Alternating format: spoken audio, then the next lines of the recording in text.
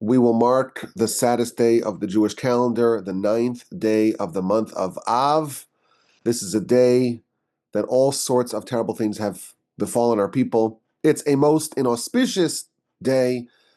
On this day, it was decreed that our nation will not enter the land in the aftermath of the sin of the spies. Moshe sends spies, scouts, to go explore the land. They come back with a terrible report, with a damning report, and the people start wailing and crying and mourning. And they were mourning needlessly because really they had God on their side and they could have marched into the land and carved up their enemies as if they were bread.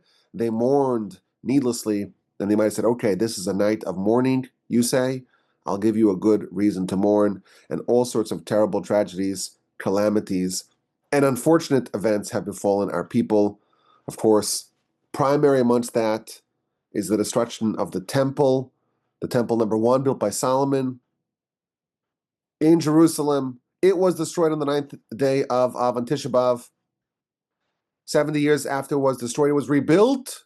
The second temple also lasted for 400 plus years, but it too saw its end on the 9th day of the month of Av. The first temple was destroyed by the Babylonians. The second temple was by the Romans, but both temples were destroyed on this day, on the 9th day of Av. We indeed were given ample reason to cry in this day. Beyond that, all sorts of other tragic and unfortunate events befell our people. After the second temple was destroyed, there was a resurgence of Jewish sovereignty under the leadership of Bar Kokhba, and the Romans regrouped and they surrounded the city of Beitar, which was the Jewish stronghold, and the conquest and liquidation of Beitar, of that city. It too began on Tisha B'Av. All sorts of expulsions and other tragedies happened over the course of the centuries and millennia on this day. The Emperor Hadrian, he wanted to destroy the Jewish people's affinity and association with Temple Mount, and he instructed Jewish slave labor to raze the temple grounds, raze spelled R-A-Z-E, to destroy it, to lower it, to lower the mountain. There were tens of thousands of Jewish slaves forced to have to manually lower the mountain. The first crusade began on the 9th day of Av. The expulsion of Jews from England in 1290, from Spain in 1492, even World War I, which caused unprecedented devastation to European Jewry, began on the 9th day of Av. The liquidation of the Warsaw Ghetto, but all sorts of other events have happened. And for thousands of years, this has been a fast day. Of the 6 fast days in the Jewish calendar, this is the saddest of them all. Together with Yom Kippur, it's the only fast day that is a full 24 hours, with a little bit added to each side to make sure you cover the entire day, the entire halachic day. All the laws of mourning apply. We're supposed to sit on the floor. We're supposed to not sleep on a pillow. We're not allowed to wear nice clothing. We don't eat, we don't drink, we don't wash our hands, we don't wear leather shoes. Marital relations are prohibited. We're not supposed to do any business. We're not even supposed to study Torah because that brings joy. It's a day of real sadness and mourning. Now, the truth is, we're mourning primarily for events that happened almost 2,000 years ago. The temple was destroyed 1,955 years ago. That's almost 2,000 years. And that's the second temple. The first temple was well over 2 millennia ago. And we're mourning today. And we have to ask the question, why are we mourning so long for buildings, for edifices that have been destroyed for such a long time? What ought to be our focus on Tisha B'Av? What is the focus, the motivation, what are we supposed to think about on this day? What are we supposed to do on this day? We know what we're not supposed to do. We don't eat, we don't drink, we don't study Torah, we don't celebrate in any way. But what ought we, yes, indeed, to do? That's the question I want to pose and ponder today. So just to give a little bit more of an insight to what happened, what we lost, and what we hope, please God, to regain. In the Torah, there are descriptions of mistakes that our antecedents made. Of course, 40 days after the Son of Revelation, Moshe is getting the tablets in heaven. He comes down and he sees the Jewish people reveling with revelry around the golden calf.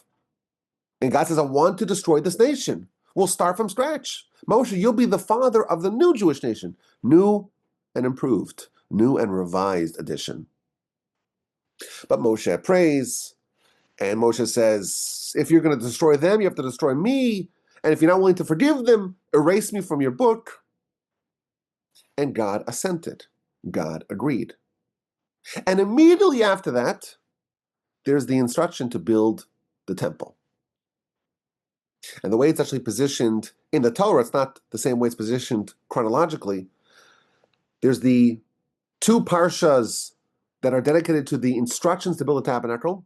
And in between the instruction and the implementation, you have a little sandwich. The story of the golden calf is featured.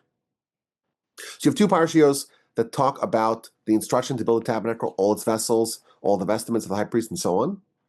You have the golden calf episode, and then you have the implementation of the building of the tabernacle and its vessels and vestments. And the commentaries tell us something very deep and profound. The tabernacle, that's the forerunner, the precursor of the temple. That's a point of incredible, brilliant holiness in the world, where the presence of God was felt palpably. But that is intimately connected with the golden calf. And here's why. What would have been absent the golden calf if the nation never did the sin of the golden calf?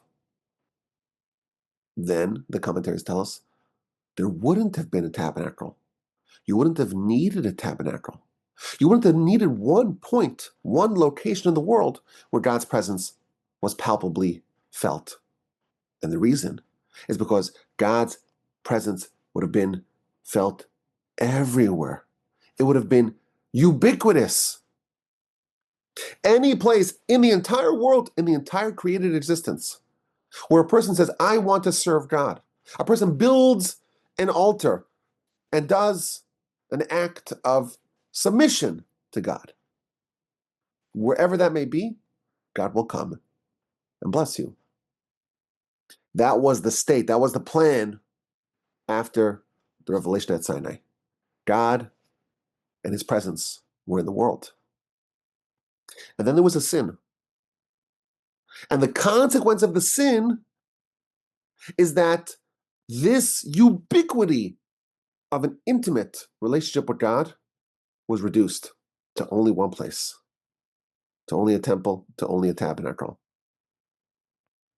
The nation chose to have other deities, to have an idol, to create some sort of alternative to God. They said, we don't want this. And God says, okay, you don't want this? You won't have it. You don't want an ever-present, tangible, palpable relationship with me? Okay. You want other deities, other masters? I will limit my presence to only one building. That was the first cataclysmic sin of the people. We took a leap back away from God, and God too, in response, stepped back from us. And then there was the second sin, the sin of despise. Moshe sent 12 righteous men to go explore the land. They come back with a terrible report, and the nation is freaked out, and they're displaying a lack of faith. They're displaying a fear of lowly mortal humans. They're forgetting about the presence of God in their midst. And they cried needlessly. Again, the nation is ignoring the presence of God. And God says, okay, you're crying needlessly. I'll give you a very good reason to cry. The nation is questioning God's omniscience and omnipotence. How can we defeat these Canaanite fearsome armies? They're much stronger than us. They're much stronger than God, the nation claimed. The nation repudiated God. They rejected God a second time. And again, God responded in kind. So these two twin monster sins resulted in God constricting, so to speak, his presence in the world. With the golden calf, we lost, so to speak, the ubiquitous temple. And thanks to the sin of the spies, even a limited temple, even the tabernacle, that one point in the world where God's presence was felt very tangibly, that too was destined to be destroyed. Now, when we think about the destruction of the temple, the destruction of this place where God's presence was felt, it gets to the absolute heart of the purpose of creation. We think of our religious life as like an addendum almost, as an enhancement to our life. But the truth is, the prophet tells us, the reason why God created anything besides for God, anything that's not God, is a creation of God. Why did God create created existence? Why did God create our world? What's the purpose, the ultimate purpose of our world? The prophet tells us, the ultimate purpose is only one thing. It's only the glory of God. That the glory of God be manifested in this world, in this lowly, spiritually lowly world. In truth, there is no corner of existence that's not completely pulsating with God's glory. There isn't a place where God is not found. And we know that the angels, they're always in complete cognizance and recognition of the presence of God. In every place, Milo kol haaretz kavodo, God's honor and glory is everywhere. You can't find a single place, a single corner, a single tiny point where God's presence really does not exist. But we're blind to it. It's concealed from us. Adam, before his sin, he saw God's glory everywhere. With his sin came concealment. His eyes were shrouded over, were covered over. And he begins to see a world where God's presence is hard to find. You got to work really hard to discover it. Before the golden calf, the nation was intimately and completely and ubiquitously connected with God. Any place in the world they could summon with their prayer, with their service, a point of holiness, the likes of which were thenceforth limited to the temple. The sin of the golden calf causes a reduction. The glory of God is limited to the tabernacle and to the temple. But what happens once you enter the tabernacle and the temple? There were ever-present miracles, our sages tell us. And you enter the temple, and your heart is heavy, and your conscience is weighed down, and you enter the temple laden with sin, and you emerge a different person. You emerge clean and pure and elevated and holy. In one place, the entire purpose of existence was manifested, was found. There was one tiny point where the ultimate purpose of creation was felt. And sadly, that was destroyed too. You recall perhaps the book of Exodus we mentioned earlier. There's so much detail, so much emphasis about the tabernacle. Every curtain, every beam, every socket, every hook, every vessel, every intricate detail in every part of the tabernacle. And we read it today, and we have a hard time seeing the value, seeing the emphasis. Why is it focused upon so intensely? Why is there so much detail? The truth is, this is the purpose of existence. That there should be a place where God's glory can be experienced not by angels exclusively, but by us in a lowly world, by spiritually lowly beings, by beings who have physical bodies, who are influenced by the evil inclination, who are subject to death and rotting. Even people like us can experience the presence of God. That's the purpose. And that's why there's so much of an emphasis on the tabernacle and the temple. Someone walked into the temple, and there was intimate closeness between them and God.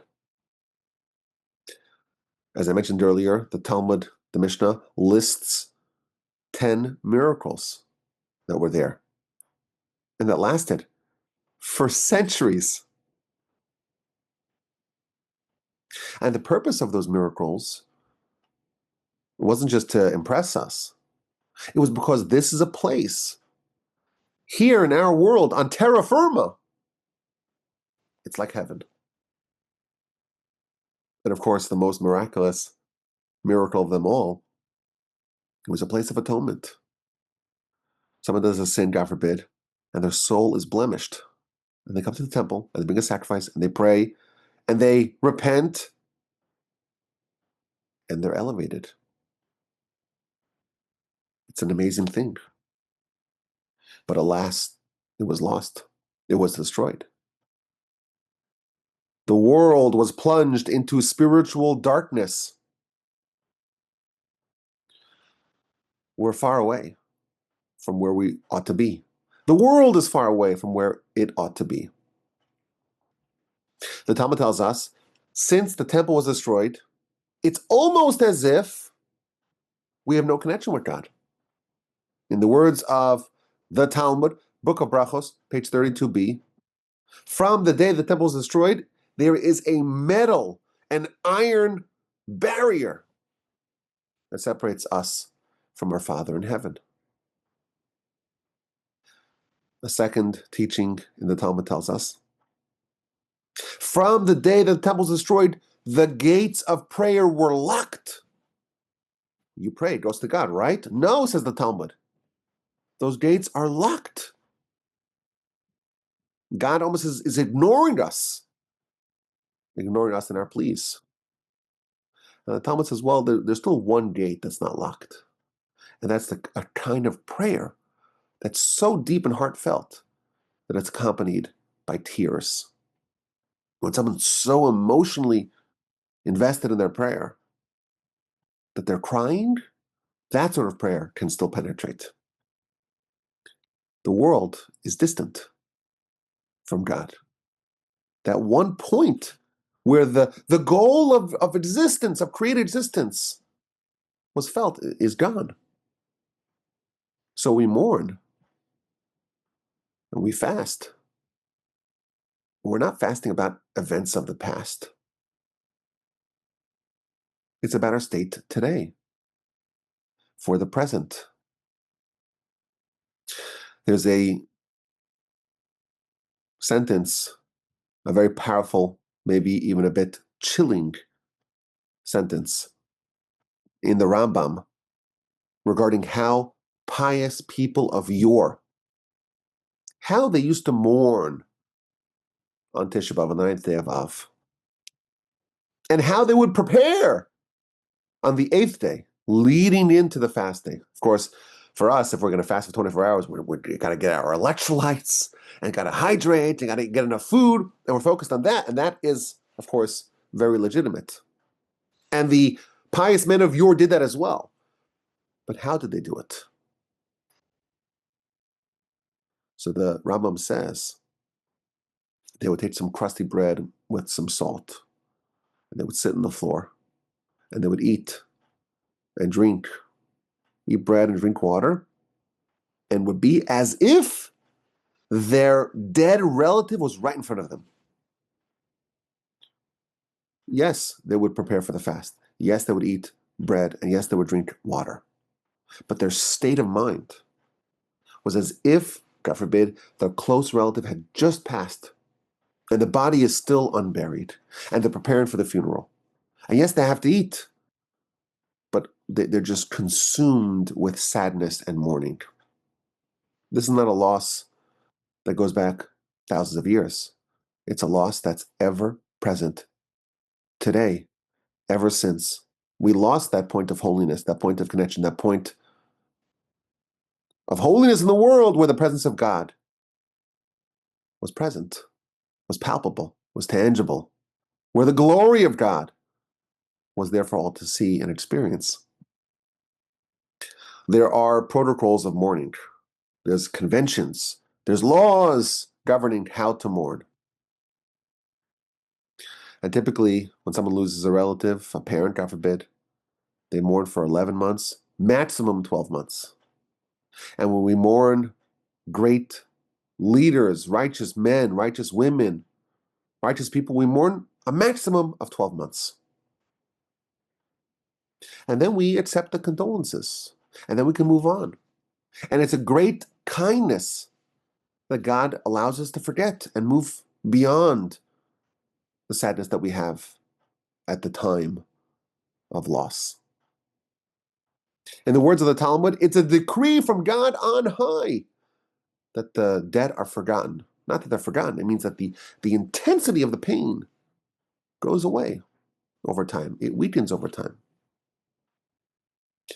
It's been more than 1900 years, almost 2000 years since the temple was destroyed. And the Rambam is describing a sort of mourning where the pain is still fresh and raw. The dead one is still in front of you, God forbid. Why? Because we're not mourning the past, we're mourning the present. Now, there's a tremendous benefit to mourn the temple, to mourn Jerusalem, to mourn the loss of God's glory in our midst. Those who mourn the temple, those who mourn Jerusalem, those who mourn what we lost, our sages tell us, will merit to see in its rebirth. If you mourn Jerusalem in its destruction, you will merit to see Jerusalem in its joy. Now, what does that mean? The whole day is designed to mourn. You don't eat, you don't drink, you take off your shoes, you sit on the floor, you read the Book of Lamentations in the chilling tone. You read the kinos, the elegies. But the truth is, the goal of the mourning is to invest the heart, to not just mourn on a surface level, but to actually feel the sadness and to feel the loss.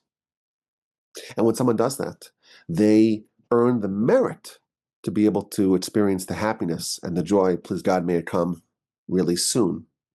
And it's really, really hard to do. My grandfather, of blessed memory, used to say, just an analogy of what it's like. Suppose there is a person who is a prisoner, but he was born in a prison, and his parents were born in prisons, and his grandparents were born in prison, and no one ever left. And he grows up in prison. We would look at that person and say, that's such a lowly and pathetic life. What possible joy can they have in life? Such constriction. But the truth is, that person will find joy in their life. Maybe they go out for a stroll on the prison grounds. And yes, they're bound hand and foot in metal chains, but they can see some greenery and see some trees and hear the birds chirping. That's a pretty joyous experience. It's a beautiful world to see. And look, you can see beyond the barbed wires. You can see these trees and a blue sky. It's beautiful. Maybe they distribute some cigarettes once a week. That could bring a lot of joy to a prisoner.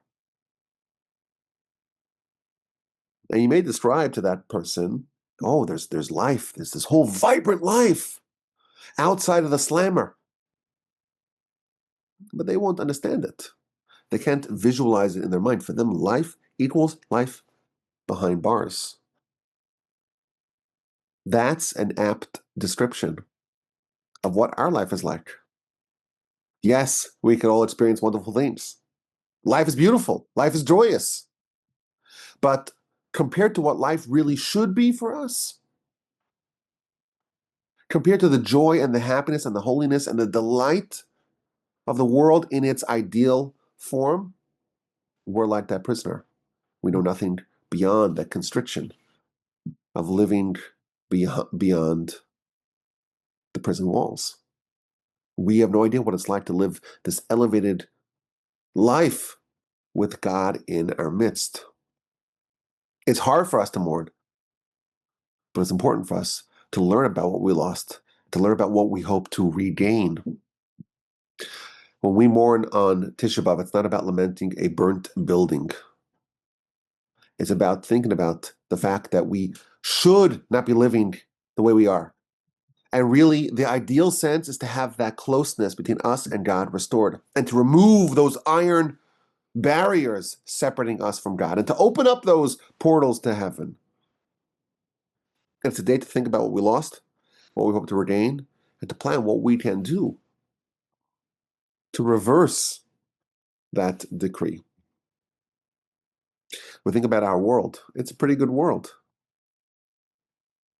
We have cars that can take us across vast swaths of land very fast, and plentiful food, and access to water and medicine and media and entertainment. Economy's doing pretty well. You could fly to Europe in a couple of hours. It's a pretty good life. Take a cruise, go on vacation. But the truth is, the ultimate goal is so much greater than that. It's so much loftier and more elevated than that. And even in our world, it hasn't been even 100 years since the worst genocide in history. It's within living memory. My wife's grandmother is still with us. And she was sent on the kinder transports away from her family at 5 years old. Thankfully, she survived the war. She's in her 90s. And she needs a refuah shalema. She needs a healing. Freda Reza, Bas Chaya. Freda Reza, daughter of Chaya. That happened in living memory. That can only happen when there's such distance between us and God. Where God, to the speech, says, you want to ignore me? Okay. Ignore me. I'll ignore you. That's still possible in our world.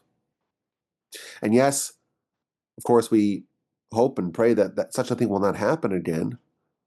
But so long as we choose to ignore God, He will respond in kind. We repel Him, He will repel us. And when He repels us, when there's a thick metal barrier between us and Him, when there isn't a place in this world where His presence, where His glory is felt tangibly and palpably, such terrible tragedies are still possible. So we mourn and we plan and we think about what we can do to help reverse it. And there is a tiny silver lining in this day. There's one prayer that we say every day called Tachanun, which is it's the most mourning sort of prayer that we do every day. We fall on our heads, as it's known. And the one day, or one of the days that we don't do it, is on Tisha B'Av. And the Talmud says, well, why don't you say Tachanun on Tisha B'Av? It's the most mourning sort of prayer. It should certainly be said on the most mourning sort of day. And the Talmud says, well, it's a holiday. It's a festival. We have festivals, and they don't look a lot like Tisha B'Av. But the commentaries tell us, yes, there is a metal barrier separating us from God. And yes, there's tremendous distance. And yes, we have destruction and devastation born about by our choice to turn away from God. He turned away from us, and we suffered tremendously as a result. But He never severed the relationship. He never gave us a document of divorce. He never completely removed the connection. He weakened it tremendously, but it's still salvageable. And that is something to celebrate. The mourning of Tisha B'Av is not a mourning of the past, it's a mourning of the present. And there are things that we can do to help bring about the restoration of the ideal life. The Talmud tells us that the sages determined what was the spiritual cause, the underlying spiritual cause of the destruction of the temple, and they said it was senseless hatred. Sinas chinam, senseless, needless, baseless hatred. And our sages have told us that if this is a primary, maybe the primary cause of the destruction, then the way it will be rebuilt is with senseless love.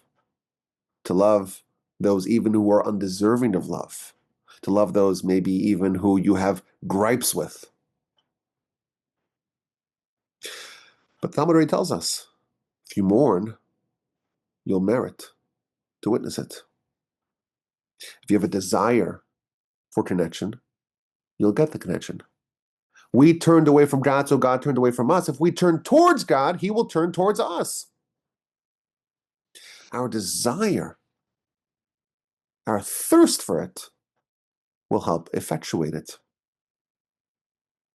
Every Shabbos morning in the Kedusha prayer we say, we asked, we begged, Mimkomcha, from your place in heaven, your place away from us, so to speak. Come and reveal yourself to us here. Why? Because we are awaiting you. And we asked, when will you finally rule in Zion? May it happen close in our days. May it happen, once it happens, it'll be forever. When we drum up the desire for it, we're choosing to turn towards God. That in itself is grounds for God to say, okay, I'll make an appearance. I'll show up to Jerusalem. And once I show up to Jerusalem, it could cascade throughout the entire world. If the destruction happened in stages, well, then the rebuilding can happen in stages as well. We said that with the golden calf, there was the destruction of the ubiquity of God's presence. And with the sin of the spies, there was the destruction of the one point of the temple, of the tabernacle.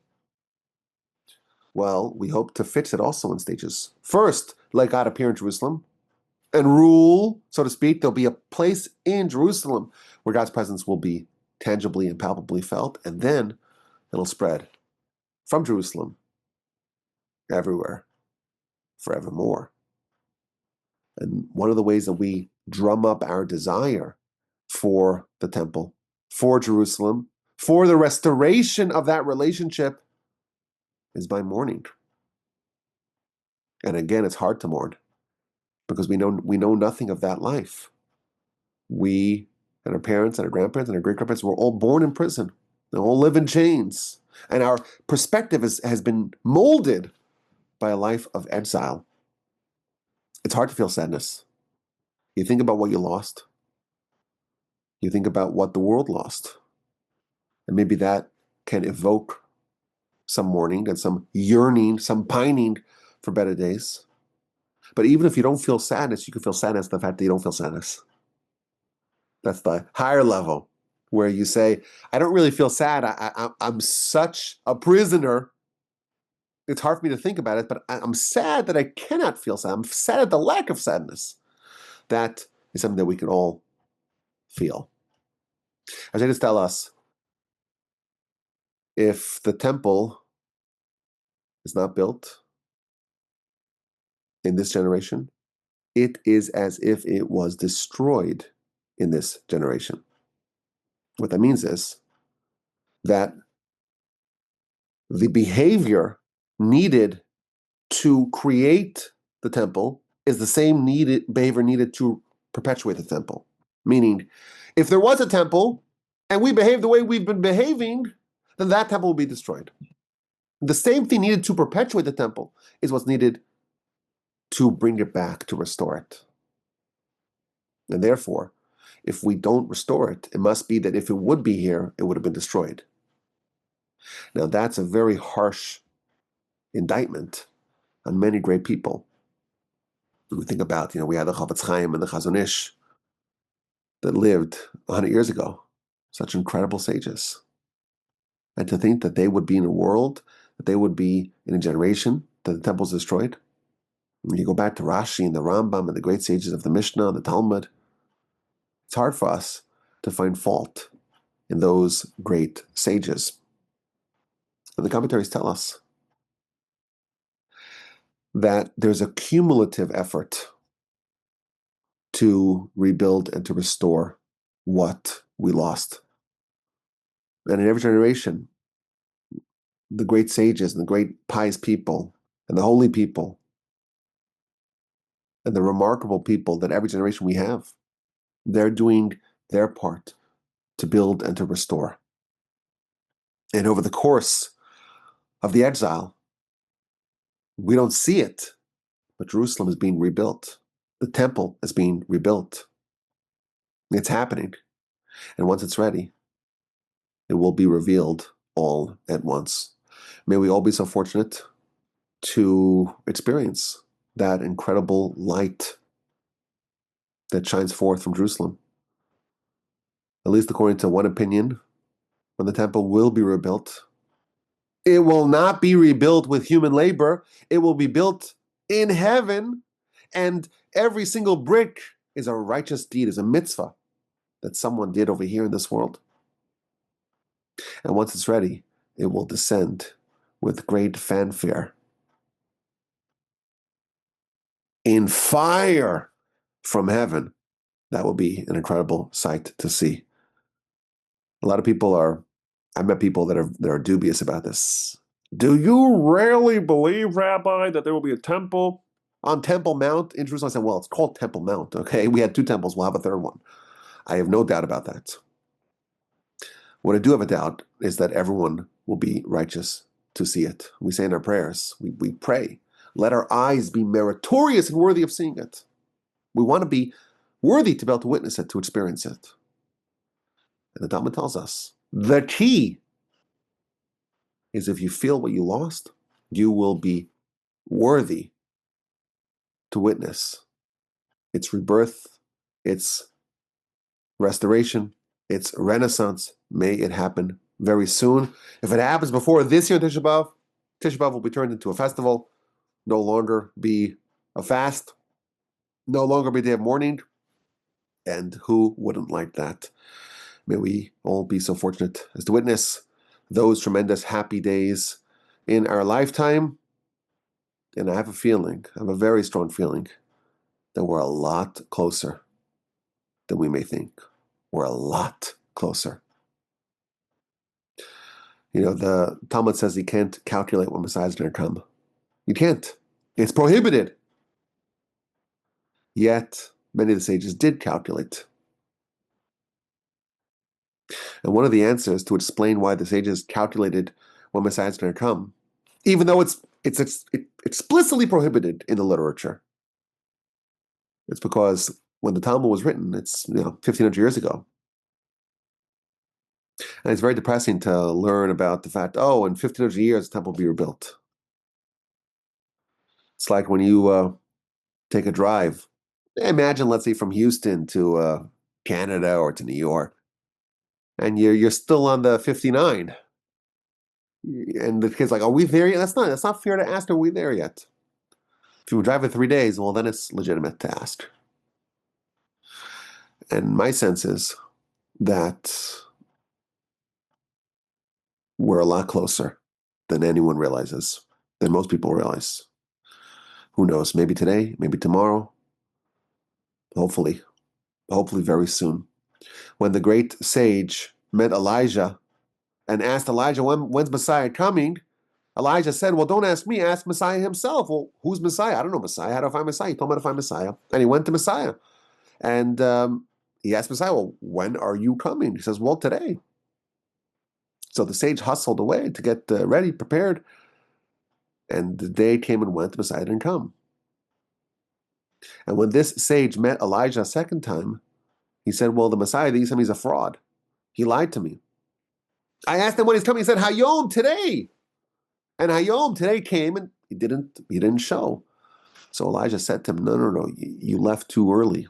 You left prematurely. He didn't say Hayom. He said, Hayom, today, im bekolo tishmo, if in God's voice you hearken. Messiah can and will come today. Today is what? Sunday, July 27th, 2025. It could come today.